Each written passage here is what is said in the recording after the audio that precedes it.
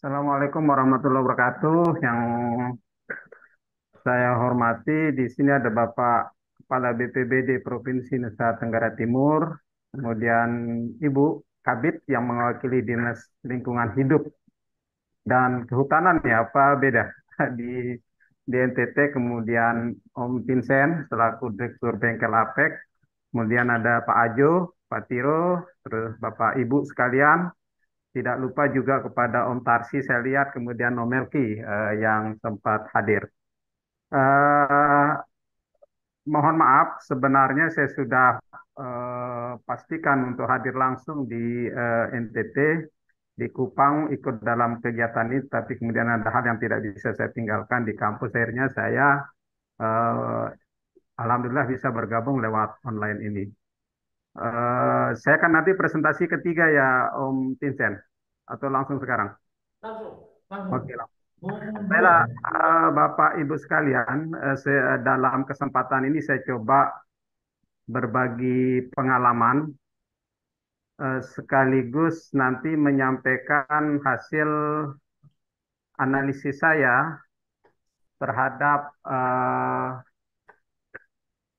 PDRB ya, PDRB provinsi dan juga kabupaten, tiga kabupaten lokasi program Fikra di Nusa Tenggara Timur.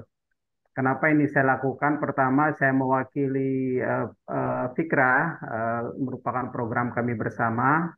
Sebagai climate spesialis, tentunya saya harus kontekkan bahwa apa yang saya lakukan, saya analisis ini dikaitkan dengan pembangunan berketahanan iklim. Kemudian untuk sebagai pembelajaran kita bersama, saya akan share secara singkat apa yang sudah kami lakukan di Nusa Tenggara Barat. Baiklah Bapak Ibu sekalian, izinkan saya mungkin maksimal ya 15-20 menit akan menyampaikan kemitraan multi pihak dalam mendorong kebijakan berketahanan iklim berbasis pada bukti pengalaman dari Nusa Tenggara Barat. Ini materi presentasi saya, ada lima topik utama, akan memberikan pengantar, kemudian kenapa perlu kita, apa sih relevansinya ya kita bersama, kita berkolaborasi dalam kerangka pembangunan berketahanan iklim. Tentunya kita letakkan dalam konteks pembangunan ekonomi daerah. Kemudian sekilas tentang pembangunan berketahanan iklim, kemudian sharing pembelajaran dari NTB dan apa pembelajaran penting yang bisa kita tarik dari kegiatan-kegiatan yang selama kita lakukan. Bapak Ibu, sebagai pengantar saya coba melihat analisis situasi daerah sekedar sebagai penyegar saja refresh bahwa kita memang tahu Indonesia itu adalah negara kepulauan yang memang posisinya berada dalam kawasan Ring of Fire ya, ini adalah kawasan Ring of Fire sehingga memiliki risiko tinggi terhadap gempa bumi dan tsunami. Di samping itu juga Indonesia wilayahnya juga rentan terhadap bencana hidrometeorologi ya, banjir, longsor, kekeringan, karhutlah, angin puting beliung dan sebagainya, maupun juga hidrooceanografi, misalnya abrasi dan banjir pesisir. Saya coba menghitung ya, melihat di indeks risiko bencana terakhir yang dikeluarkan oleh BNPB 2023, NTT itu poinnya ya skornya 139,23 dan berada di risiko sedang. Dan mungkin kalau kita urutkan, mungkin NTT itu masuk dalam apa ya 20 besar, 15 besar mungkin provinsi dengan nilai risiko tinggi di Indonesia. Ini indeks risiko bencana NTT yang coba kita lihat di eh, buku IRBI BNPB sejak 2015 sampai 2022 cenderung menurun. Ancaman bencananya memang ada gempa bumi, tsunami, gunung api, banjir, tanah longsor, kekeringan, dan seterusnya. Ini tren kejadian bencana di wilayah NTT. Saya coba ambil di DB, Data Informasi Bencana Indonesia. Kita lihat trennya yang cukup tinggi itu 2018, 2021, dan 2022. Nah, jenis bencananya Bapak Ibu ternyata 95% saya coba hitung itu kejadian bencana di wilayah NTT terkait dengan faktor hidrometeorologi seperti banjir, longsor, kekeringan, kebakaran hutan, dan hidroseenografi, abrasi, dan banjir pesisir. Artinya dengan kata lain bahwa potensi kejadian bencana di NTT, di wilayah NTT itu sangat terkait dengan dampak negatif dari perubahan iklim. Sehingga itu kenapa penting, kenapa relevan kita berbicara terkait dengan pembangunan berketahanan iklim, karena memang NTT itu adalah salah satu wilayah di Indonesia yang sangat rentan terhadap bencana-bencana karena iklim. Kemudian coba menghitung di buku risiko bencana Indonesia, ini kerugian, potensi kerugian yang dari bencana-bencana terkait dengan perubahan iklim, seperti banjir, tanah longsor, kekeringan, karhutla, cuaca ekstrim, abrasi, dan banjir bandang. Jadi kerugian sosial ini dalam jiwa, nanti kalau Om Vincent ingin secara detailnya ada Excel-nya, hanya saya ingin menunjukkan bahwa kekeringan memang cukup perlu menjadi konsen kayaknya nanti pemerintah Provinsi NTT. Karena risikonya cukup tinggi ya, baik kerugian sosial, walaupun kerugian fisik tidak ada, tapi kerugian ekonominya paling tinggi, kekeringan. Kemudian keterpaparan lingkungannya juga kalau kita lihat dari 4 grafik ini. Kalau kita bagi kemudian melihat indeks risiko bencana di kabupaten di NTT itu ternyata ada 8 ya, ada 9, 10, 10 kabupaten dengan risiko tinggi. Misalnya Manggarai Timur, Timur Tengah Selatan, dan Flores Timur itu lokasi Fikra termasuk dalam kabupaten dengan indeks risiko bencana tinggi di NTT. Sedangkan yang sedang sisanya 11 ya, karena jumlah kabupaten di NTT kalau tidak 21 ya. Nah ini kemudian 11 yang masuk indeks risiko bencana sedang. Nah, lanjutan, bagaimana kemudian relevansi kita berbicara kolaborasi multi pihak dan pembangunan berkelanjutan dalam konteks pembangunan ekonomi daerah? Kalau kita lihat struktur PDRB Provinsi NTT berdasarkan lapangan usaha, saya coba analisis 2018 sampai 2022, memang pertanian masih menjadi sektor dan kontributor terbesar ya. Kemudian dilanjutkan dengan lapangan usaha, administrasi pemerintahan, kemudian ada juga perdagangan, kemudian ada sektor informasi dan komunikasi, transportasi, pergudangan. Jadi ada 6 sebagai lapangan usaha dengan kontributor terbesar pembentuk PDRB Provinsi Nusa Tenggara Barat, Nusa Tenggara Timur. Ini struktur perekonomian daerahnya. Ternyata kalau kita lihat sektor tersier sebagai pembentuk PDRB rata-rata ya dalam 2018-2022 ini menunjukkan bahwa sebenarnya perekonomian NTT itu dilihat dari kontribusi lapangan usaha itu adalah sektor tersier, jasa.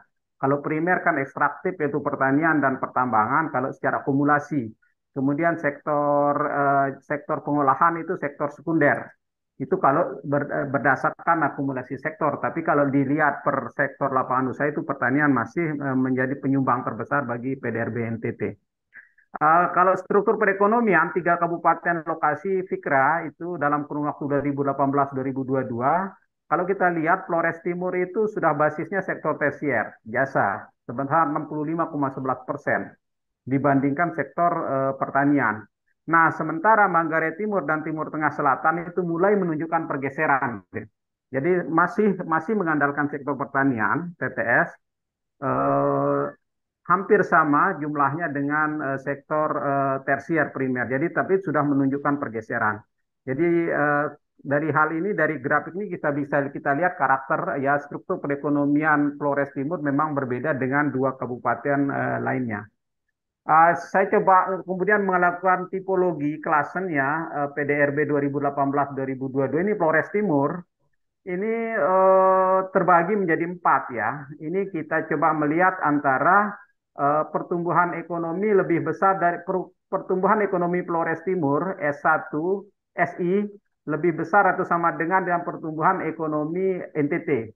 Kemudian kontribusi SKI itu kontribusi lapangan usaha dibandingkan dengan kontribusi di tingkat provinsi. Di kuadran 1 itu digolongkan sebagai sektor maju dan tumbuh cepat, kuadran 2 sektor maju tapi tertekan, kuadran 3 sektor potensial, kuadran 4 sektor relatif tertinggal. Kalau kita lihat sektor relatif tertinggal ternyata pertanian, kehutanan, dan perikanan itu termasuk. Jadi bisa terkonfirmasi dengan struktur yang grafik sebelumnya. Jadi yang punya sektor yang tergolong maju dan tumbuh cepat di Flores Timur itu ternyata transportasi dan pergudangan dan administrasi pemerintahan. Sedangkan yang potensial itu seperti pengadaan listrik dan gas, jasa keuangan, real estate, jasa pendidikan, dan jasa lainnya.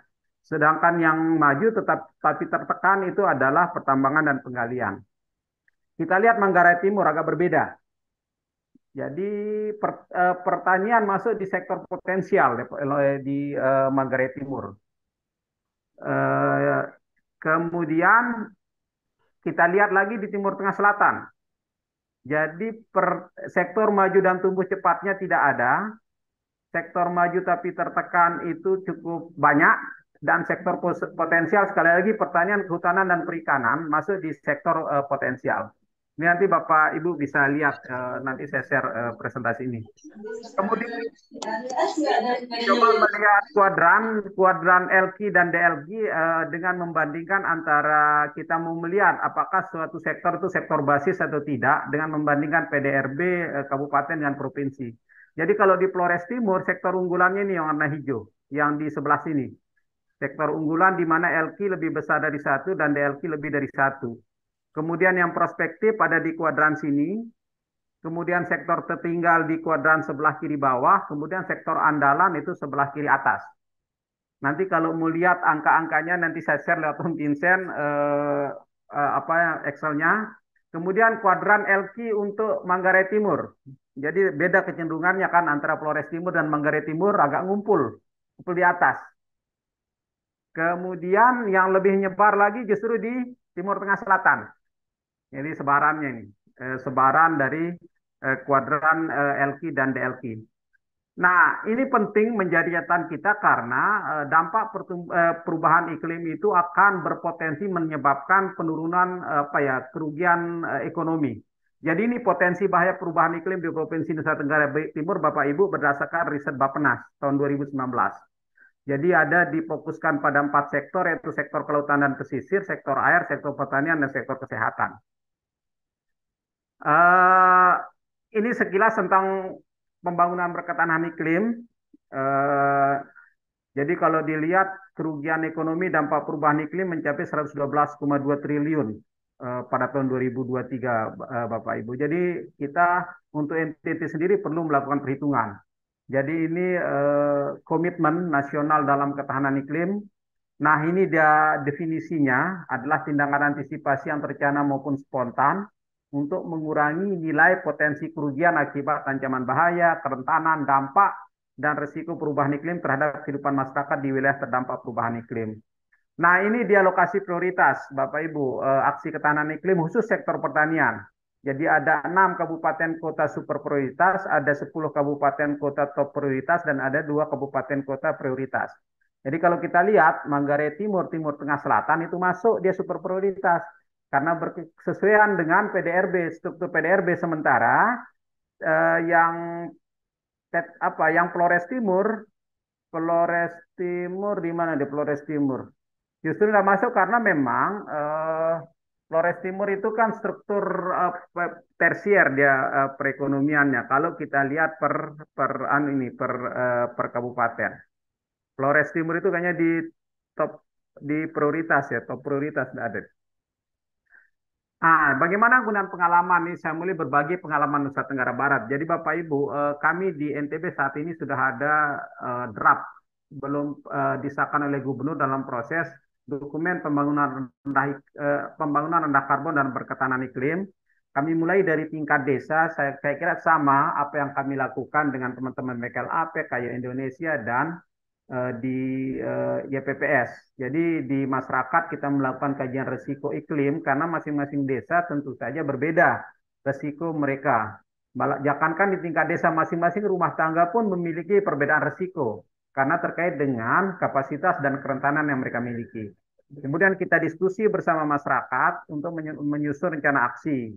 Kemudian melakukan mainstreaming gender, pengaruh utama gender dalam isu terkait perubahan iklim. Jadi bagaimana kemudian mencoba memetakan kerentanan dan kapasitas laki-laki dan perempuan.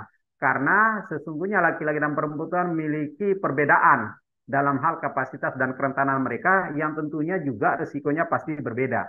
Kemudian di tingkat kabupaten kami melakukan terlibat dalam perencanaan isu strategis, identifikasi dan isu strategis terkait dengan PRKBI. Kemudian menyusun rencana tindak lanjut Pokja, kemudian pembentukan Pokja, dan diseminasi program pembangunan berketahanan iklim. Saat ini di Lombok Timur, di Kabupaten Lombok Timur, setelah kami melakukan tracking budget, ada kenaikan 1,58% untuk belanja pembangunan berketahanan iklim di tahun 2023. Kemudian kami masuk dalam tim penyusun rencana kerja pembangunan daerah untuk kebijakan apa ya, perencanaan pembangunan transisi selama 2024-2026. Kemudian saat ini juga sudah ada SK kelompok kerja pembangunan rendah karbon dan berketahanan iklim. Sementara di Provinsi NTB sendiri, pembangunan rendah karbon itu masuk dalam RKPD, yaitu di pilar ketiga, pembangunan rendah karbon dan berketahanan iklim di RKPD 2024-2026. Ini implikasinya adalah pemerintah Provinsi NTB dalam masa transisi ini berkeharusan kemudian menurunkan dia menjadi kebijakan yang lebih operasional, sehingga kenapa kemudian ada dokumen kebijakan pembangunan rendah karbon dan berketahanan iklim. Yang kami lakukan ada 8 tahap. Pertama, melakukan evaluasi RAD, GRK, dan RAD API. Jadi kami fasilitasi pemerintah provinsi melakukan evaluasi rencana aksi daerah gas rumah kaca. Kan gas rumah kaca sekarang bertransformasi jadi pembangunan rendah karbon. Kemudian rencana aksi daerah adaptasi perubahan iklim itu tema RAD adaptasi perubahan iklim sekarang bertransformasi setelah menjadi pembangunan berketahanan iklim. Kemudian kami juga terlibat kemarin, NTB merupakan salah satu provinsi yang melakukan MOU antara pemerintah provinsi dengan Kementerian Negara Perencanaan Pembangunan Nasional Bappenas terkait dengan PRKBI, dan nanti siang kami akan diskusi tentang penyusunan rencana tindak lanjut MOU karena hari Kamis kalau tidak salah akan ada semacam bimbingan teknis pertemuan antara tim Bappenas dan kami di Provinsi NTB untuk menyusun rencana kerja sebagai tindak lanjut MOU. Kemudian kami melakukan penyusunan draft dokumen rencana PRKBI. Sudah kami lakukan pembahasan draft 0, sekarang sedang melakukan kompilasi data semua sektor. Sektornya ada 6 untuk pembangunan rendah karbon dan 4 sektor untuk pembangunan berketahanan iklim. Sambilan kami sedang mempersiapkan transformasi Pokja adaptasi perubahan iklim menuju Pokja menjadi Pokja pembangunan rendah karbon dan berketahanan iklim. Dan pada akhirnya nanti akan ada konsultasi publik. Jadi apa pembelajarannya Bapak Ibu? Ternyata kita berkolaborasi itu memang lebih leluasa dan fleksibel kita. Karena kan kita mempunyai kita tidak dibatasi oleh kerangka kerja birokratis, karena multi pihak itu bukan saja dari pemerintah, ada juga teman-teman LSM, wartawan, kemudian perwakilan masyarakat. Kita bisa menghimpun sumber daya lebih banyak, tidak terbatas hanya pada dana saja, tetapi juga pengetahuan, ahli, dan sebagainya. Kemungkinan dari kerja kolaborasi kita bisa menemukan solusi-solusi inovatif yang bisa saja muncul dari OPD atau juga teman-teman LSM. Kemudian kita dapat mendorong penambahan. Jadi saat ini kami sedang didukung oleh Islamic Relief selaku donor. Saat ini kami sedang melakukan studi melalui Universitas Mataram untuk melakukan pemodelan dengan sistem dinamik untuk membuat skenario kebijakan berapa kemudian target penurunan emisi hingga tahun 2050, karena pemerintah provinsi telah memasang target net zero emission di tahun 2050. Kami juga mengembangkan model strategi kebijakan bagaimana menurunkan potensi kehilangan kerugian ekonomi dari PDRB sampai tahun 2026. Kemudian ini yang penting untuk kita perhatikan untuk isu kolaborasi dan pembangunan rendah karbon berketahanan iklim itu adalah harus ada aturan memang yang mendukung. Kalau tidak ada aturan ya tidak ada dasar kita untuk bergerak, bekerja. Saya kira juga penting dukungan dan komitmen politik, terutama pemerintah. Saat ini kami selalu bekerja dengan Bapeda, karena Bapeda kan sebagai tanda petik walinya perencanaan di daerah. Jadi yang kemudian melakukan koordinasi dengan lintas sektor. Kita sepakat platform ini pembangunan berketahanan iklim menjadi platform kita. Jadi perlu kemudian diskusi, sharing, kemudian seperti macam ini perlu kita untuk menyamakan pemahaman, persepsi kenapa PB itu penting untuk kita kerjakan. Setelah itu kemudian kita berbicara mekanisme pendanaan. Siapa yang bisa berinvestasi dan sebagainya. Saya kira itu Om Vincent, diskusi presentasi saya mudah-mudahan cukup 15 menit, nanti kita perbanyak di diskusi tanya jawab. Terima kasih. Assalamualaikum warahmatullahi wabarakatuh.